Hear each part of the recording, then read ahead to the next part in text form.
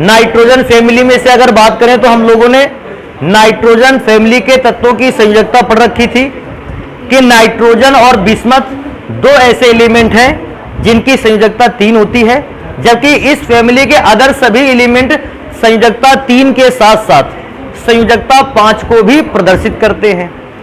अभी nitrogen family के तत्वों के गुणों में से अगले गुण पर आ जाते हैं। देखो, अब अगला गुण है ऑक्सीकरण अवस्था।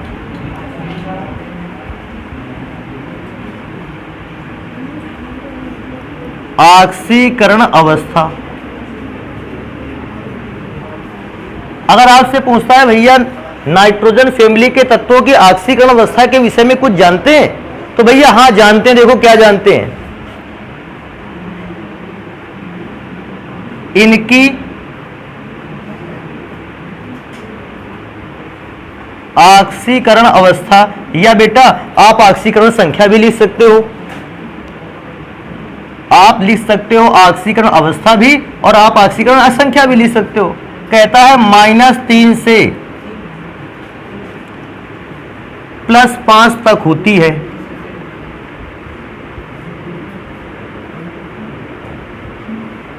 देखो इस बात को भी पहचान लेते हैं, आखिर सर जी ने ये कहां से लिख दिया कि ऑक्सीकरण अवस्था जो या ऑक्सीकरण संख्या जो है वो -3 से लेकर 5 तक होती है नाइट्रोजन फैमिली के एलिमेंट। तो देखो किसी भी तत्व के ऑक्सीकरण संख्या की जो रेंज है वो पता की जाती है उसके इलेक्ट्रॉनिक विन्यास से। देखो कैसे, नाइट्रोजन फैमिली का कोई भी एलिमेंट आप ले लें, कोई भी ओवरऑल में से बिस्मथ से लेकर नाइट्रोजन तक में से कोई भी एक एलिमेंट उठा लें। जैसे मैंने ले रखा है फॉस्फोरस, कोई सर जी जबरदस्ती फॉस्फोरस, अरे भैया दूसरा ले लो, कोई एक एलिमेंट लेना है, मैंने फॉस्फोरस को ले लिया। इलेक्ट्रॉनिक विन्यास करें इसका 15 का 2,8,5। अगर इसके इलेक्ट्रॉनिक विन्यास से हम निकालना चाहें ऑक्सीकरण संख्या, देखो कैसे निकाली जा सकती है। बेटा देखो जो फास्फोरस एलिमेंट है ये अपने अष्टक को 2 प्रकार से पूरा कर सकता है। मैं बताता हूं देखो कैसे कैसे अष्टक पूरा कर सकता है। बेटा इसकी बाहरी कक्षा में 5 है, या तो ये 3 इलेक्ट्रॉन को ग्रहण करें, ये अष्टक पहला कंप्लीट करने के चांस बनते हैं जब ये 3 इलेक्ट्रॉन को ग्रहण कर ले। तो अंतिम कक्षा में कितने इलेक्ट्रॉन हो जाएंगे? 8। तो 3 इलेक्ट्रॉनों को ग्रहण कर सकता है, तो ऑक्सीकरण संख्या हो गई -3, ग्रहण करने के लिए माइनस और त्यागने के लिए क्या लगाएंगे? प्लस।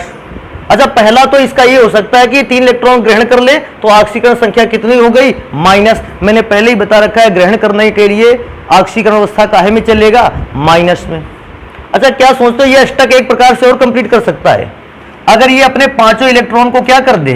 त्याग दे। और त्यागने के लिए नंबर कैसा चलेगा? प्लस।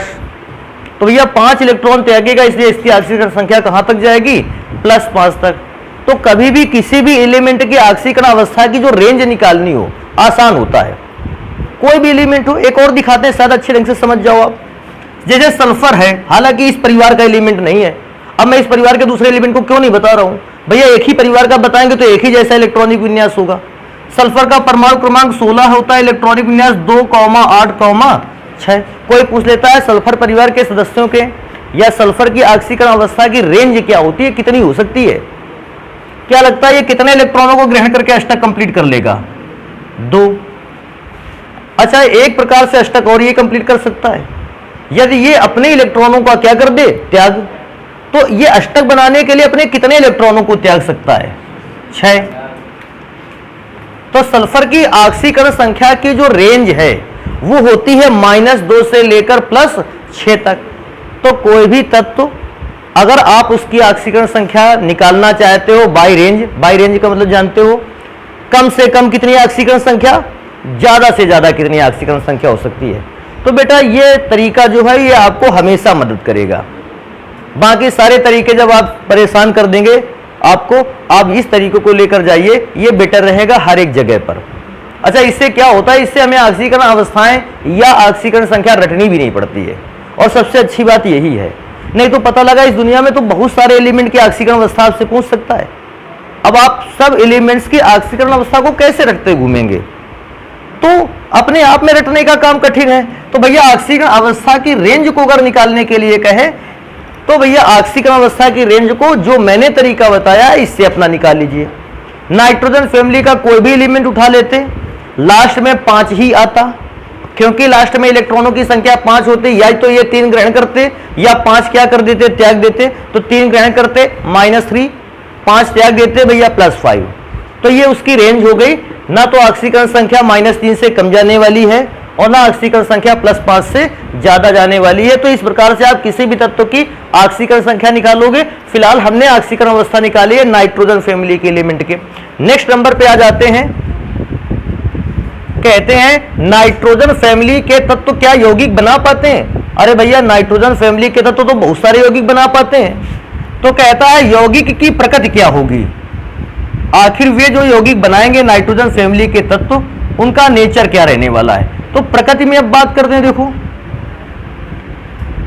प्रकृति का मतलब होता है बेटा यौगिक किस प्रकार के बॉन्ड डेवलप करेगा। नाइट्रोजन फैमिली के जब कंपाउंड बनेंगे, नाइट्रोजन फैमिली के तत्व कौन कौन से प्रकार के बॉन्ड बना सकता है। सोचो, अगर नाइट्रोजन आयनिक बॉन्ड बनाता है तो हम बताएंगे कि नाइट्रोजन फैमिली के तत्व आयनिक यौगिकों का निर्माण करेंगे। अगर नाइट्रोजन सह संयोजक यौगिक बनाता है तो हम कहेंगे नाइट्रोजन सह संयोजक यौगिकों का निर्माण करता है।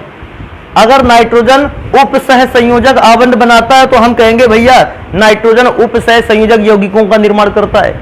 लेकिन जब भी मैंने नाइट्रोजन के फॉर्मूले को देखा है और नाइट्रोजन के द्वारा बनाए गए यौगिक या उस फैमिली में उपस्थित अन्य तत्वों के द्वारा बनाए गए यौगिकों को देखा है, मैंने हमेशा ये पाया है कि नाइट्रोजन फैमिली के तत्वों के यौगिक जो होते हैं वे सह संयोजक होते हैं।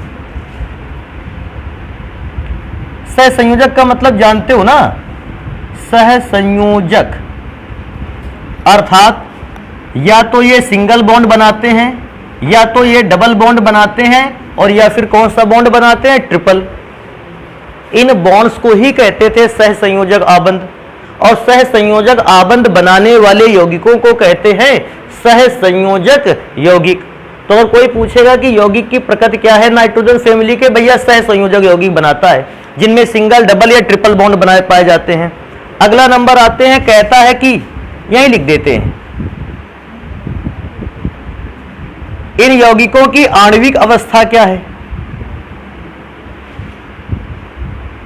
अब ये कुछ शब्द हो सकते हैं जो शायद आपने पहली बार पढ़े हो। आणविक अवस्था, मॉलिक्यूलर स्टेट। अच्छा जानते हो मॉलिक्यूलर स्टेट का मतलब क्या होता है? ऑक्सीजन का सूत्र क्या होता है ऑक्सीजन का गैस फॉर्म में, O2। तो मैं कहता हूं ऑक्सीजन जो है इसकी आणविक अवस्था O2 है, अर्थात 2 परमाणुओं को मिलकर बनता है। कहेंगे नाइट्रोजन की आणविक अवस्था क्या है, N2। पूछता है सल्फर की आणविक अवस्था क्या है, S8। जैसे 2 ऑक्सीजन के परमाणु आपस में जुड़कर ऑक्सीजन का एक अणु बनाते हैं और तब ऑक्सीजन स्थायी हो जाता है। नाइट्रोजन के 2 परमाणु जब आपस में जुड़ते हैं तो नाइट्रोजन का अणु स्थायी हो जाता है, टिकाऊ हो जाता है। लेकिन सल्फर में से 2 परमाणु नहीं, सल्फर में से जब 8 परमाणु जुड़ते हैं सल्फर तब स्थायी होता है जाकर। तो मैं क्या बोल सकता हूं, ऑक्सीजन की आणविकता 2 है, नाइट्रोजन की आणविकता 2 है, लेकिन सल्फर की आणविकता कितनी है, 8। लेकिन बेटा बात यह है कि हमें तो ऑक्सीजन फैमिली के आणविकता बतानी ही नहीं है, हमें तो किस फैमिली के तत्वों की आणविकता बतानी है, नाइट्रोजन। तो ध्यान रखो नाइट्रोजन की आणविकता 2 होती है, अर्थात नाइट्रोजन के जब 2 परमाणु आपस में जुड़ते हैं एक स्थायी अणु का निर्माण करते हैं। बेटा नाइट्रोजन के बाद आता है फास्फोरस, इसकी आणविकता जानते हो कितनी होती है, 4। फास्फोरस के 4 परमाणु मिलेंगे तब एक स्थायी अणु का निर्माण होगा। आर्सेनिक के जब 4 परमाणु मिलेंगे तब एक स्थायी अणु का निर्माण होगा। एंटीमनी के जब 4 परमाणु मिलेंगे तब एक स्थायी अणु का निर्माण होगा।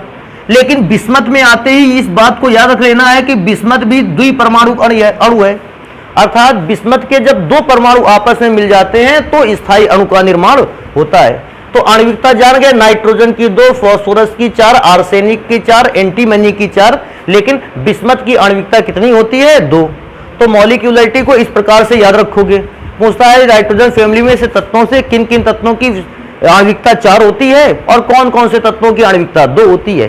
तो भैया बताओगे नाइट्रोजन और बिस्मथ की आणविकता 2 है, जबकि फास्फोरस, आर्सेनिक और एंटीमनी की आणविकता कितनी है, 4। आणविकता का अर्थ समझ पा रहे हो ना।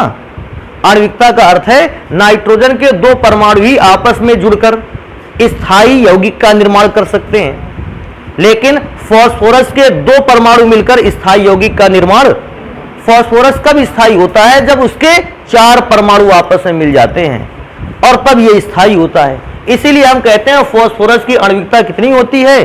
4। अगले नंबर पर आ जाते हैं और अगली हेडिंग है अपर रूप।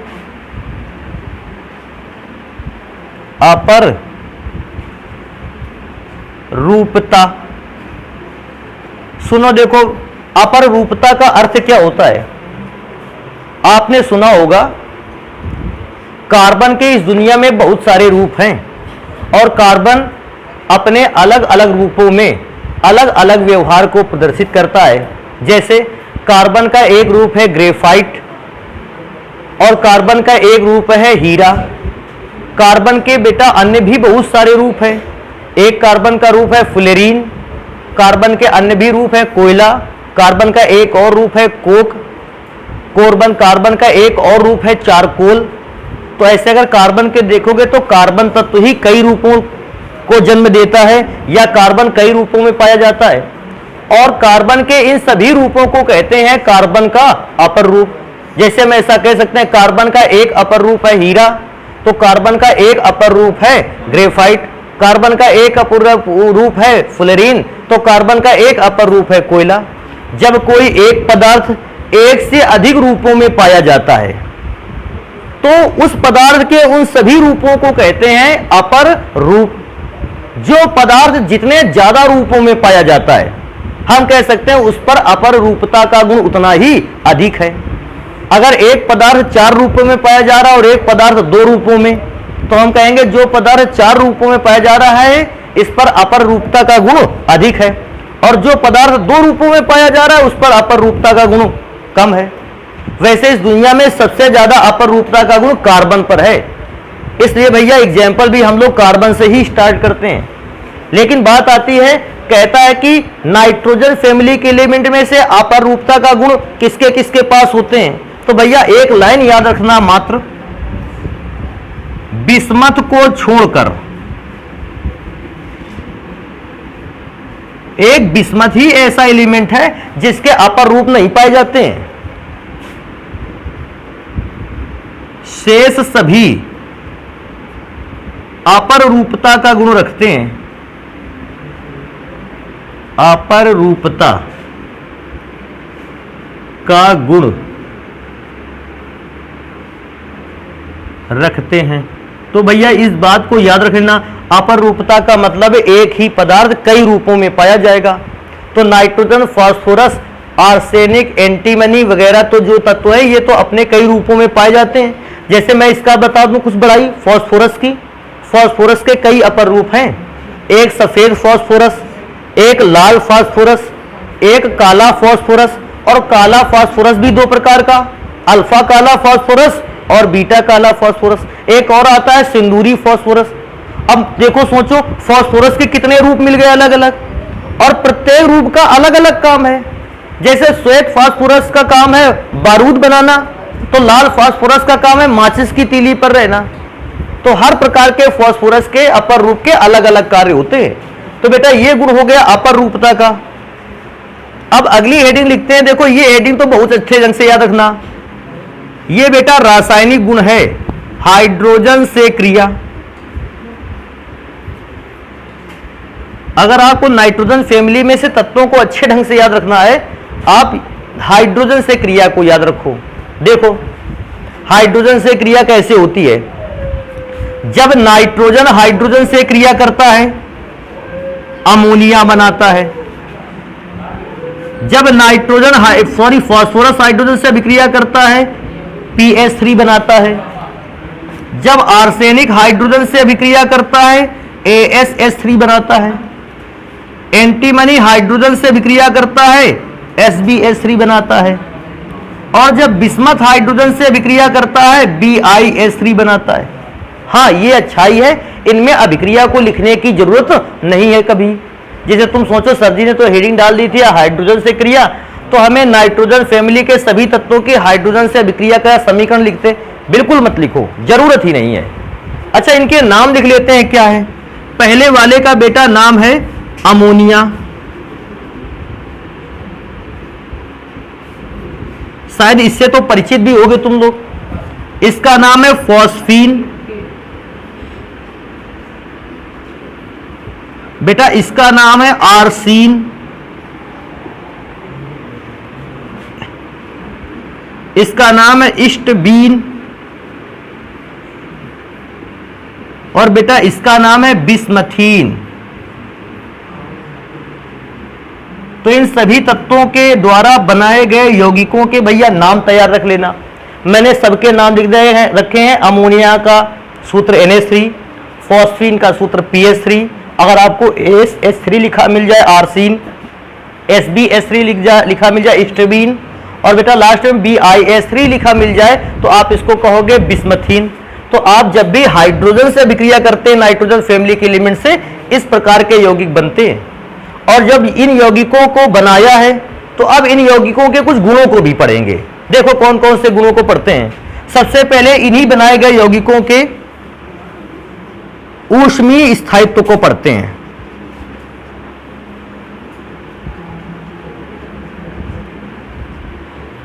तो सबसे पहला काम है इनका ऊष्मीय स्थायित्व पर लेते हैं। अच्छा, ऊष्मीय स्थायित्व जानते हो ना।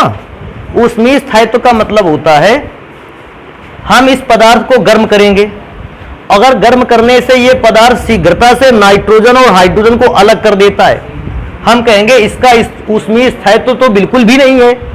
लेकिन अगर हमने इस पदार्थ को गर्म किया और ये उच्च ताप तक पर भी इसने जल्दी से नाइट्रोजन और हाइड्रोजन को एक दूसरे से अलग नहीं किया, हम कहेंगे ये ऊष्मीय स्थायित्व रखता है। तो ऊष्मीय स्थायित्व का मतलब है गर्म करने पर भी जब ये पदार्थ एक दूसरे से आसानी से अलग ना हो। तो भैया अगर मैं इन सभी पर ऊष्मीय स्थायित्व की बात करूंगा तो मैं सबसे पहले पदार्थों को लिख लेता हूं। NH3, PH3, ASH3, SbH3 और लास्ट में है BiH3। और बेटा अगर इसमें से तुमसे ऊष्मीय स्थायित्व की बात पूछे, अमोनिया का ऊष्मीय स्थायित्व सबसे अधिक होता है। अर्थात जब अमोनिया को गर्म करोगे, अमोनिया जल्दी से अपने नाइट्रोजन और हाइड्रोजन को अलग नहीं होने देगा। इससे कम ऊष्मीय स्थायित्व होता है फॉस्फीन का, उससे भी कम ऊष्मीय स्थायित्व होता है आर्सीन का, उससे भी कम इस्टबीन का, और उससे भी कम होता है बिस्मथीन का। मतलब अगर मैं तुमसे पूछूं इन सभी पदार्थों में सबसे कम ऊष्मीय स्थायित्व कौन रखता है? बिस्मथीन। सबसे ज्यादा ऊष्मीय स्थायित्व कौन रखता है? अमोनिया। अब इस बात को समझ भी लो, पता लगा बैठे रहो बाद में जान भी ना पाओ कि सर जी ने बता तो दिया कि बिस्मथीन का सबसे कम होता है ऊष्मीय स्थायित्व और अमोनिया का सबसे ज्यादा होता है, और वही रट के पहुंच गए। सोचो, देखो हाइड्रोजन का आकार तो सबके लिए सेम है। मैंने माना ये आकार है किसका? हाइड्रोजन का। ध्यान रखना इसको, हाइड्रोजन का आकार तो नाइट्रोजन से भी जुड़ा होगा तो भी एक ही है, और हाइड्रोजन अगर बिस्मथ से जुड़ा होगा तो भी आकार उसका उतना ही बड़ा है। अब नाइट्रोजन से लेकर बिस्मथ तक आपने एक घटना पढ़ रखी थी कि सभी जब भी हम नाइट्रोजन से बिस्मथ की ओर आते हैं परमाणुओं का आकार बढ़ जाता है। तो बढ़ जाने में का मतलब है सबसे छोटा आकार किसका होगा? नाइट्रोजन। सबसे बड़ा आकार बिस्मथ। तो देखो जब नाइट्रोजन और हाइड्रोजन के बीच बना हुआ बॉन्ड तो नाइट्रोजन का आकार तो छोटा था, लेकिन जब नाइट्रोजन और बिस्मथ के बीच में हाइड्रोजन और बिस्मथ के बीच में बॉन्ड बना होगा तो बिस्मथ का आकार कैसा होगा? बड़ा।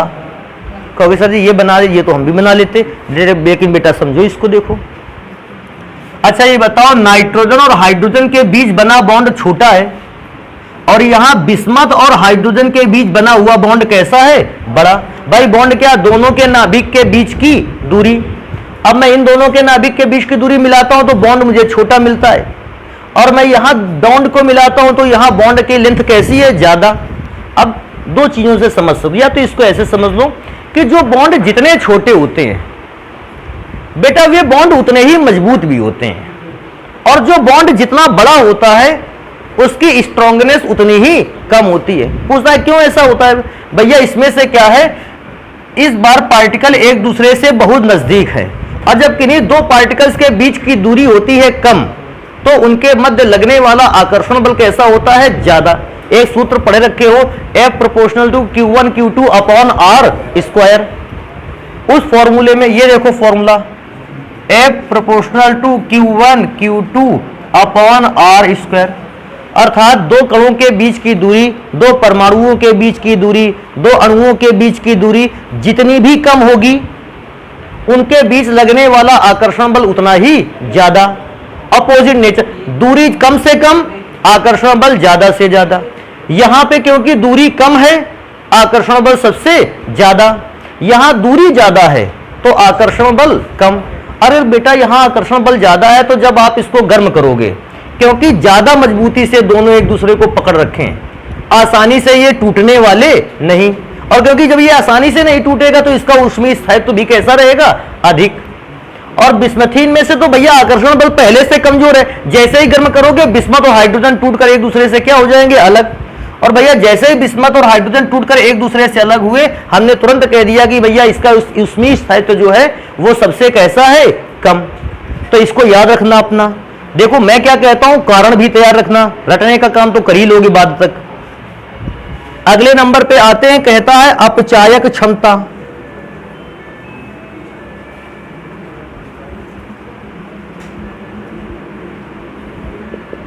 कहता है इन्हीं पदार्थों की अपचायक क्षमता हमको बता दें। तो बेटा मैं सबसे पहले पदार्थों के फॉर्मूले लिख लेता हूं।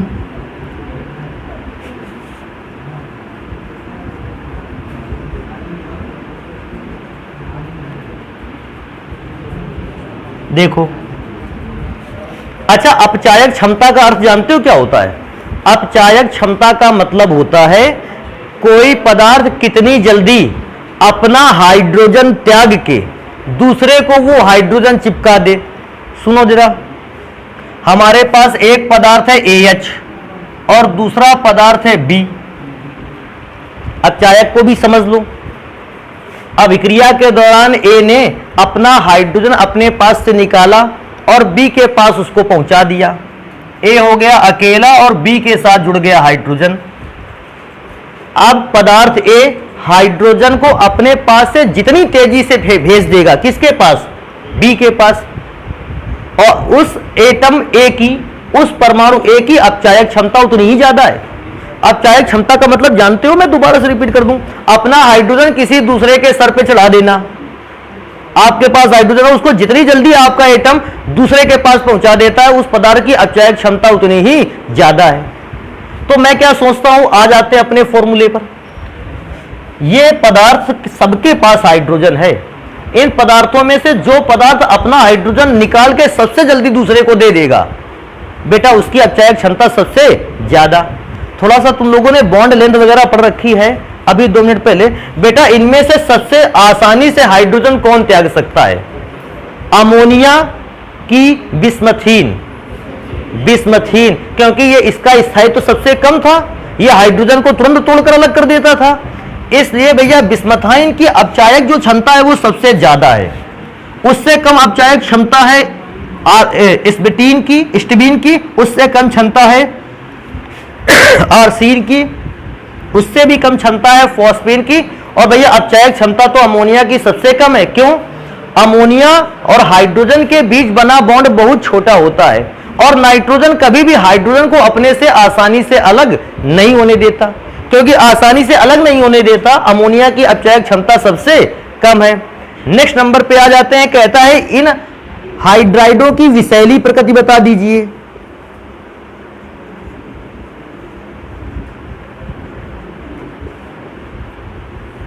भैया जो पदार्थ जितनी जल्दी हाइड्रोजन को तोड़ सकता है उसकी विषैली प्रकृति उतनी ही ज्यादा है। आप खुद जानते हैं इनमें से कौन हाइड्रोजन को तेजी से निकाल सकता है? बिस्मथीन। इसलिए बिस्मथीन की विषैली प्रकृति सबसे ज्यादा। और अमोनिया क्योंकि आसानी से हाइड्रोजन को नहीं निकाल सकता, अमोनिया की विषैली प्रकृति सबसे कम। तो भैया लिख लेते हैं, अमोनिया की विषैली प्रकृति सबसे कम। उससे ज्यादा विषैली प्रकृति होती है फॉस्फीन की। आर्सीन की तो विषैली प्रकृति उससे भी ज्यादा, स्टिबीन की विषैली प्रकृति उससे भी ज्यादा, और सबसे अधिक विषैली प्रकृति लिए है बिस्मथीन या BiS3। तो इस प्रकार से आप विषैली प्रकृति का भी नॉलेज रखोगे। भैया अगले नंबर पर आ जाते हैं, कहता है क्वथनांक। इन पदार्थों के क्वथनांक के विषय में कुछ बता दीजिए। मैं तो कहता हूं सारे के सारे गुणों को लिखने से पहले देख भी लिया करो एक बार। तो हम पदार्थों को लिखे देते हैं, क्वथनांक बनाते हैं। क्वथनांक में से NH3, PS3, ASS3, SBH3 और BiH3। बउआ हो, पहले सुन लो इसको। कैसे क्वथनांक में क्या है ना, गड़बड़ कर दोगे। क्वथनांक में क्रम का जो अरेंजमेंट है वो थोड़ा सा बिगड़ा हुआ है। नॉर्मल अरेंजमेंट तो बच्चे पहचान लेते हैं, लेकिन बिगड़ा हुआ अरेंजमेंट तो किसी के दिमाग में नहीं आता है। सुनो, देखो, हाइड्रोजन के 3 परमाणु हैं सबके साथ। तो हाइड्रोजन के परमाणु का आकार अब मायने नहीं रखता है। मायने किसका आकार रखता है? नाइट्रोजन का, फास्फोरस का, आर्सेनिक का, एंटीमनी का और बिस्मथ का आकार तो इन परमाणुओं का मायने रख रहा है।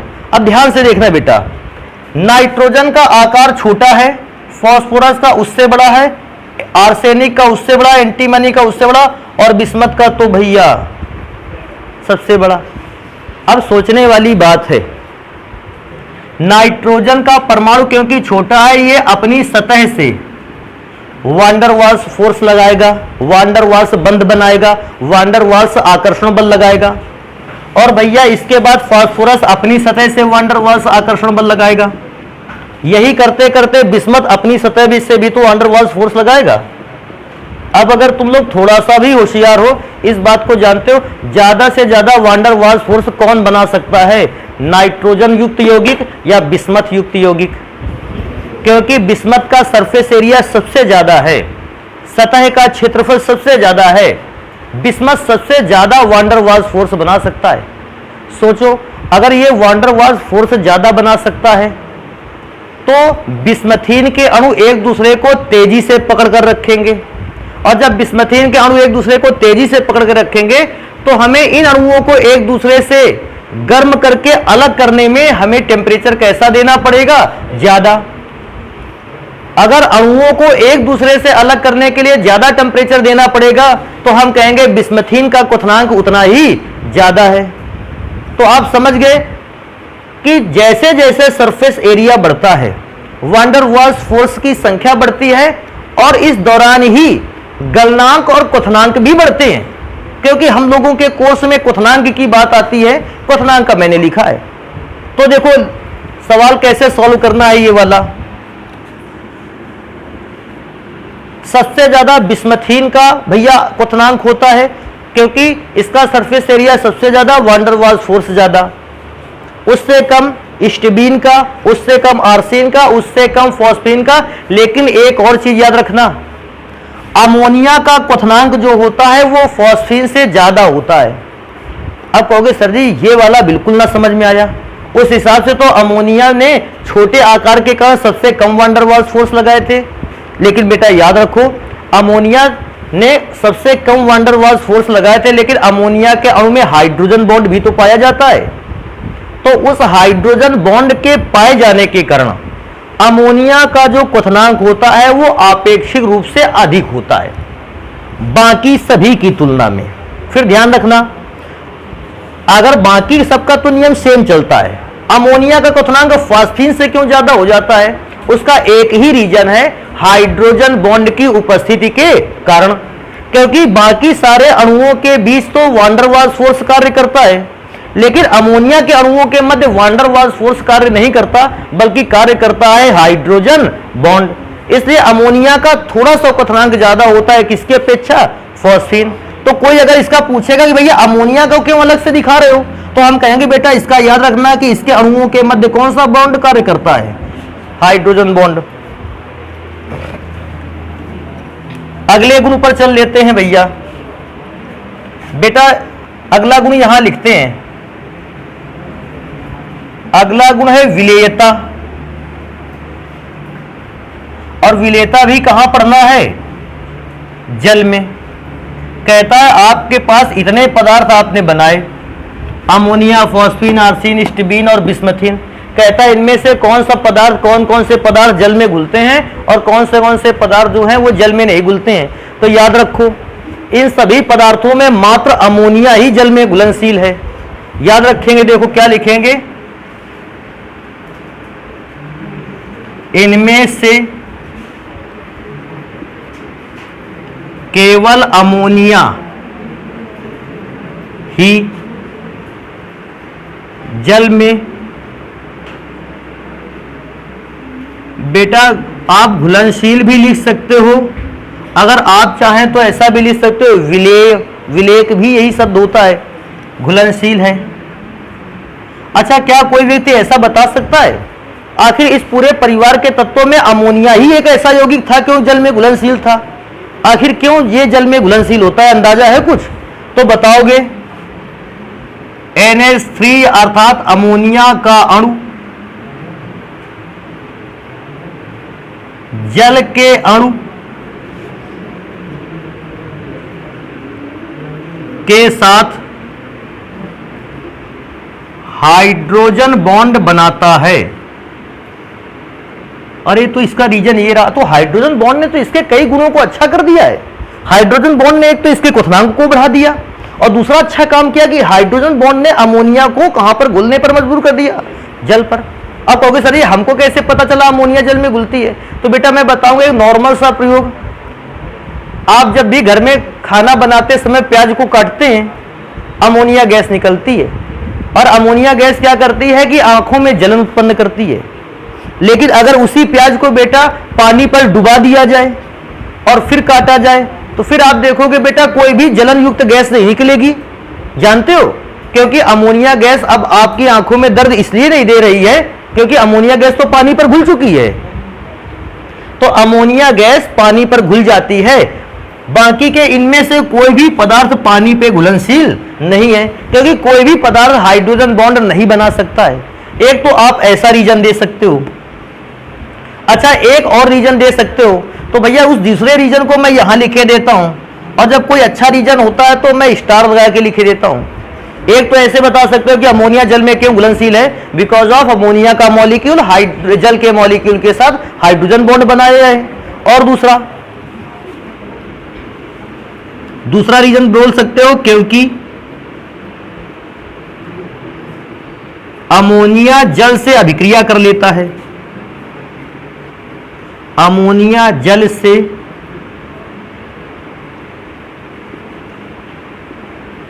अभिक्रिया कर लेता है, बाकी के अन्य पदार्थ जल से अभिक्रिया नहीं कर पाते हैं। लेकिन कभी कभी तो आपसे यह भी पूछा जा सकता है, अगर अमोनिया जल से अभिक्रिया करता है तो दिखाओ मैं अभिक्रिया कौन सी है। अरे भैया अभिक्रिया उसको दिखा दो। अमोनिया का सूत्र है NH3 और बेटा जल का सूत्र होता है HOH। एक दिन मैंने बहुत पहले भी तुमसे बताया था कि बेटा अगर कोई व्यक्ति जल के सूत्र को H और OH के फॉर्म में लिखना जानता है तो फिर उसने बहुत अच्छा काम कर लिया है। जोड़ दो सबको, NH3 में से ये वाला H जुड़ जाएगा तो बन जाएगा NH4OH। NH4OH। और आप जानते हो NH4OH जो है ये अपने आयनों में टूट सकता है। NH4 पर पॉजिटिव चार्ज और OH पर, और जो पदार्थ आयन में टूट जाता है तो वो तो पक्का जल में घुलनशील है। इसको तो जाने कब से पढ़ रहे हैं। तो एक काम करो कि बेटा मेरे पास भी जगह इतनी बची नहीं कि हम कोई चीज यहां लिखें, इनको नोट करो फिर आगे अगले गुणों पर चलते हैं। जल्दी से नोट कर डालो इनको। अच्छा, हम लोगों ने नाइट्रोजन पर या नाइट्रोजन की फैमिली पर हाइड्रोजन की क्रिया को तो पढ़ लिया। भैया ऑक्सीजन की भी प्रक्रिया को पढ़ लेते हैं या ऑक्सीजन की भी अभिक्रिया को पढ़ लेते हैं। तो अगला नंबर हम लिखेंगे ऑक्सीजन से क्रिया। और भैया ऑक्सीजन से क्रिया में से इतना ध्यान रखना, अभी केवल और केवल हम नाइट्रोजन के तत्व पर ऑक्सीजन की क्रिया करवा रहे हैं। तो हम क्या लिखेंगे यहां पर, ऑक्सीजन से क्रिया। तो बताओगे नाइट्रोजन की जब भी ऑक्सीजन से क्रिया हुई, नाइट्रोजन के 5 प्रकार के ऑक्साइड बनते हैं। मतलब नाइट्रोजन ऑक्सीजन से अभिक्रिया करके 5 प्रकार के यौगिक बनाता है। 5 प्रकार के ऑक्साइड बनते हैं। तो भैया सबसे पहले इन ऑक्साइड से परिचय कर लेते हैं, कौन कौन से ऑक्साइड बनते हैं। तो नाइट्रोजन ने भैया जब ऑक्सीजन से अभिक्रिया की, सबसे पहला पदार्थ बनकर तैयार हुआ N2O। इसको जानते हो क्या कहते हैं? Nitrous oxide.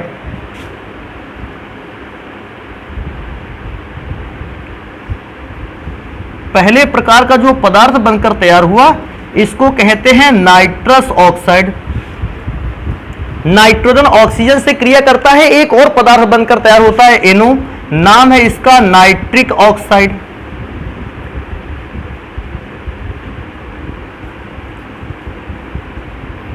बेटा अगले प्रकार के एलिमेंट पे, कंपाउंड पे चलेंगे तो अगले प्रकार का है N2O3। भैया इसको कहते हैं नाइट्रोजन।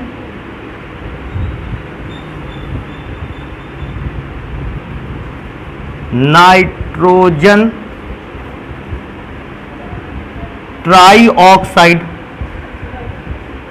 भैया क्योंकि ऑक्सीजन 3 है इसलिए नाइट्रोजन का ट्राई ऑक्साइड कहलाएगा।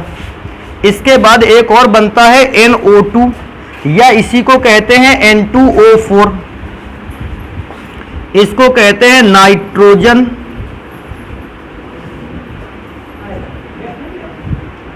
Die oxide.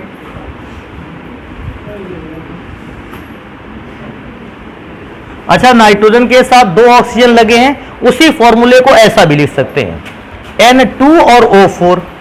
अगले नंबर पर चलेंगे और आखिरी प्रकार का ऑक्साइड पढ़ते हैं क्योंकि 4 प्रकार के तो ऑक्साइड हो गए।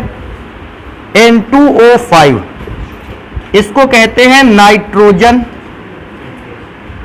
हाँ बेटा, नाइट्रोजन के बाद पेंटा क्योंकि 5 बार है और ऑक्साइड। तो आप एक बात तो सबसे पहले याद रखोगे कि अगर नाइट्रोजन कभी ऑक्सीजन से विक्रिया कर लेता है वो 5 प्रकार के ऑक्साइडों का निर्माण करता है। अच्छा, कभी कभी हम लोगों से क्वेश्चन ऐसे भी आता है, कहता है सर जी नाइट्रोजन के जितने भी ऑक्साइड थे इनको ये बता देते, इनमें तो एक तो इनकी प्रकृति कैसी होती है और दूसरा बेटा अगर प्रकृति को जान भी जाए तो इनमें से किस पदार्थ की अम्लीय या क्षारीय प्रकृति अधिक होगी। तो एक बात तो हमेशा के लिए तैयार रखो, धातु का ऑक्साइड क्षारीय और अधातु का ऑक्साइड अम्लीय होता है। मैं दोबारा से रिपीट कर देता हूं, जब भी कभी आपसे पूछता है किसी भी ऑक्साइड का नेचर, तो अगर किसी धातु का ऑक्साइड है क्षारीय नेचर को शो करता है, लेकिन अगर किसी अधातु का ऑक्साइड है तो वो अम्लीय नेचर को शो करता है। क्योंकि ये तो सारे के सारे ऑक्साइड अधातु के ही हैं, इसका मतलब सबकी प्रकृति कैसी है? अम्लीय। तो यहां से यहां तक के पदार्थों की प्रकृति अगर मैं देखूंगा तो सारे के सारे पदार्थों की प्रकृति है, लेकिन यह पूछ लेता है कि इनमें से कौन सा पदार्थ ज्यादा अम्लीय है, कौन सा पदार्थ कम है। तो भैया ध्यान रखो, मैं सारे पदार्थों को लिख देता हूं N2O, NO, N2O3, NO2, N2O5। अब तुम्हारा काम क्या है? इस नियम को याद रखोगे ज्यादा अच्छा है, और नहीं याद रखोगे भी तुम्हारे लिए परेशानी है। जब भी किसी अधातु के ऑक्साइड की बात हो तो फिर अधातु के तत्व की ऑक्सीकरण अवस्था निकालें, ऑक्सीकरण संख्या को निकालें, और ऑक्सीकरण संख्या जिस पदार्थ में कम आ जाएगी उसका अम्लीय नेचर कम है, और ऑक्सीकरण संख्या पदार्थ में जितनी ज्यादा होती जाएगी समझ लीजिए उस पदार्थ का अम्लीय नेचर उतना ही ज्यादा है। अगर मैं यहां ऑक्सीकरण अवस्था या संख्या निकालता हूं तो नाइट्रोजन की ऑक्सीकरण संख्या यहां आती है +1, यहां निकालता हूं तो ऑक्सीजन की नाइट्रोजन की ऑक्सीकरण संख्या आती है +2। इसको निकालेंगे तो जो नाइट्रोजन की ऑक्सीकरण संख्या है बेटा वो आ जाती है +3, यहां आती है +4 और यहां आती है +5, क्योंकि ऑक्सीकरण अवस्था लगातार बढ़ती चली जा रही है। आपको सर ये कैसे निकालोगे? बेटा क्लास 11 में ही सिखाया गया है। अब ये समय नहीं है कि हम तुमको ऑक्सीकरण संख्या निकाल के दिखाते घूमे, बाकी तो इसको समझोगे कि ऑक्सीकरण संख्या लगातार बढ़ रही है तो भैया अम्लीय नेचर भी लगातार क्या होगा? बढ़ेगा। तो नाइट्रस ऑक्साइड का अम्लीय नेचर सबसे कम, क्योंकि इसकी ऑक्सीकरण संख्या सबसे कम है। और धीरे धीरे जैसे ही हम आगे की ओर बढ़ते हैं इस बात को पाते हैं कि नाइट्रोजन की ऑक्सीकरण संख्या लगातार बढ़ती चली जा रही है, इसलिए भैया नाइट्रोजन की ऑक्सीकरण संख्या बढ़ने पर अम्लीय प्रकृति भी बढ़ती चली जा रही है। अच्छा, एक बात को और याद रखेंगे, हाँ यहां देख लेते हैं कौन सी बात को याद रखेंगे।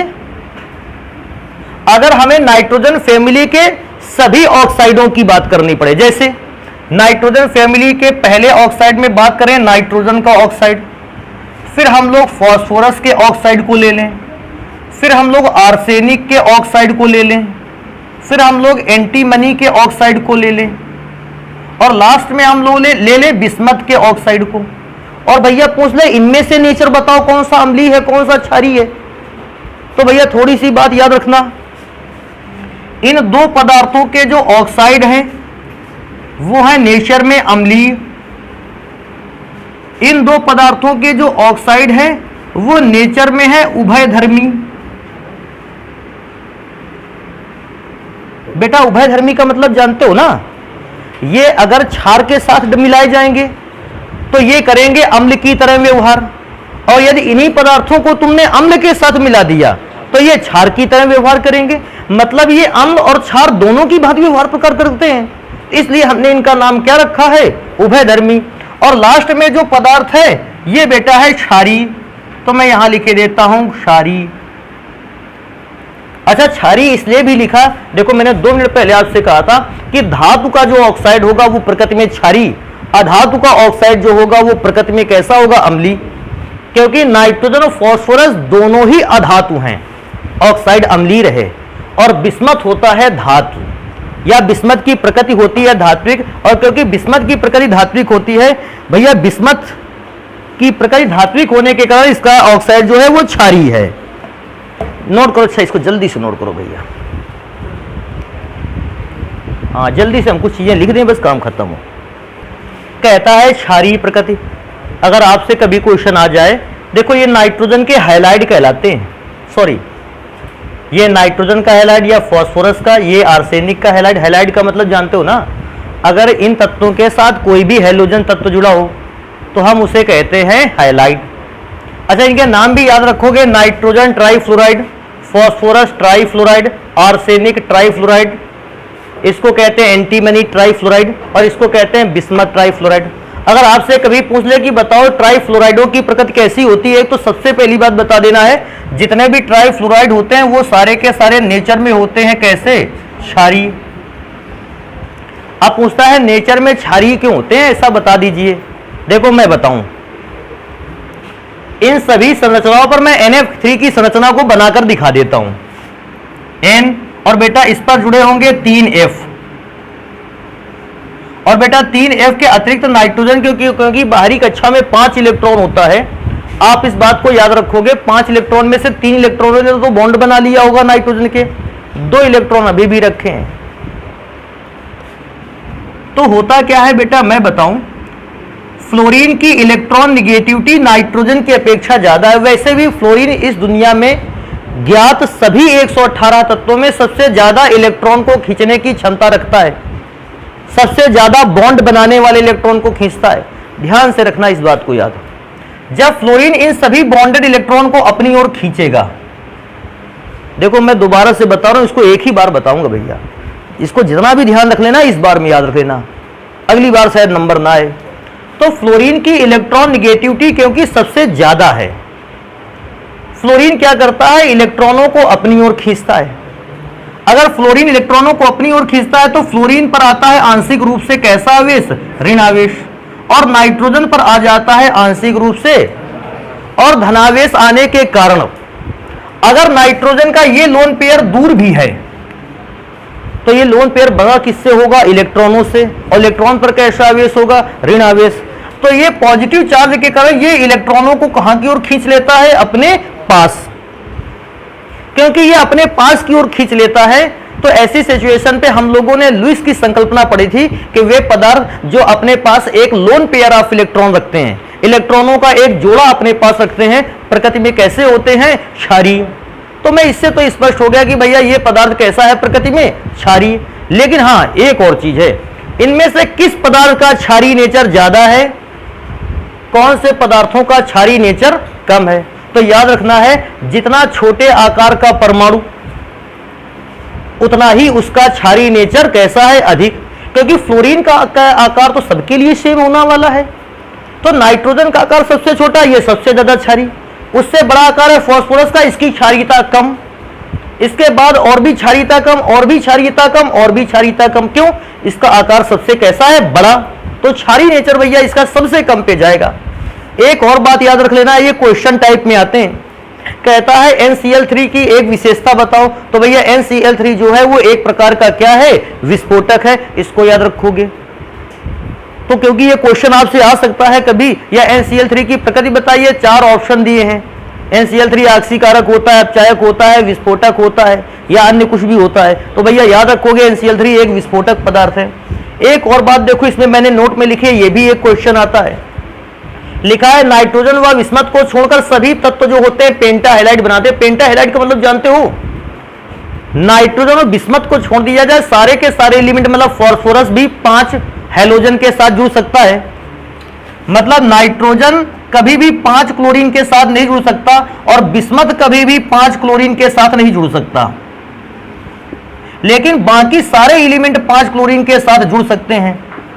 ये क्यों 5 एलिमेंट क्लोरीन के साथ नहीं जुड़ सकते? क्योंकि भैया तुम लोगों ने अभी कल के दिन पढ़ा था कि नाइट्रोजन की और विस्मत की संयोजकता कितनी होती है, 3।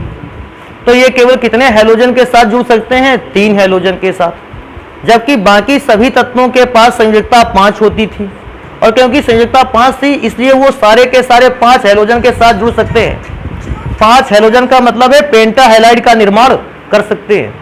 तो ये ध्यान रखना इस क्वेश्चन का आंसर, कि नाइट्रोजन व विस्मत की संयोजकता क्योंकि 3 होती है, ये पेंटा हैलाइड का निर्माण नहीं कर सकते, लेकिन इस परिवार के शेष तत्व पेंटा हैलाइड को बना सकते हैं क्योंकि उनकी संयोजकता 5 होती है। लास्ट नंबर पे आ जाते हैं, कहता है ऑक्सी अम्ल। भैया ऑक्सी अम्ल क्या होते हैं? एक ऐसे अम्ल जिनमें ऑक्सीजन उपस्थित हो, उनको ऑक्सी अम्ल कहते हैं। देखो, क्या नाइट्रोजन के साथ ऑक्सीजन नहीं है? है भैया, ये तो अम्ल भी है, नाइट्रिक अम्ल। इसका मतलब है ये एक प्रकार का कैसा अम्ल है, ऑक्सी अम्ल। ये सारे के सारे पदार्थ देखो ऑक्सीजन है इनके पास, और सभी पदार्थ अम्ल भी हैं, तो ये पदार्थ कहलाते हैं ऑक्सी अम्ल। कहता है ऑक्सी अम्लों की प्रबलता का क्रम। भैया प्रबलता का क्रम तो मैं पहले कह रहा था, अधात्विक नेचर जिसके पास ज्यादा है। क्योंकि देखो एक बार इसमें याद रखना, इसमें ऑक्सीकरण संख्या निकालोगे सबका सेम निकल आएगा, इनको छोड़कर बाकी सबका ऑक्सीकरण संख्या सेम निकलेगा, तो ऑक्सीकरण संख्या से इनका इलाज होने वाला नहीं है। इनका इलाज होगा कि भैया अधात्विक नेचर सबसे ज्यादा किसका है, नाइट्रोजन का, उससे कम अधात्विक नेचर फास्फोरस का, उससे कम अधात्विक नेचर आर्सेनिक का, और उससे कम भी अधात्विक नेचर Sb का। तो जिसका अधात्विक नेचर सबसे ज्यादा अम्ली, कम अधात्विक नेचर कम अम्ली, और भी कम अधात्विक नेचर और भी कम अम्ली, सबसे कम अधात्विक सबसे कम अम्ली। कहोगे सर जी विस्मत का नहीं लिखा। अरे बेटा विस्मत तो धातु में आ जाता है, और उसका ऑक्साइड काहे में चला जाएगा, क्षारीय में। और हम कौन से क्रम में, कहाँ के क्रम में चल रहे हैं, अम्लों के क्रम में। और फिर दूसरी एक और बात है इंपॉर्टेंट, कि विस्मत जो है ऑक्सी एसिड बनाता ही नहीं। तो इन चीजों को याद रखोगे, बाकी के लिए मिलेंगे फिर हम लोग नेक्स्ट क्लास पे।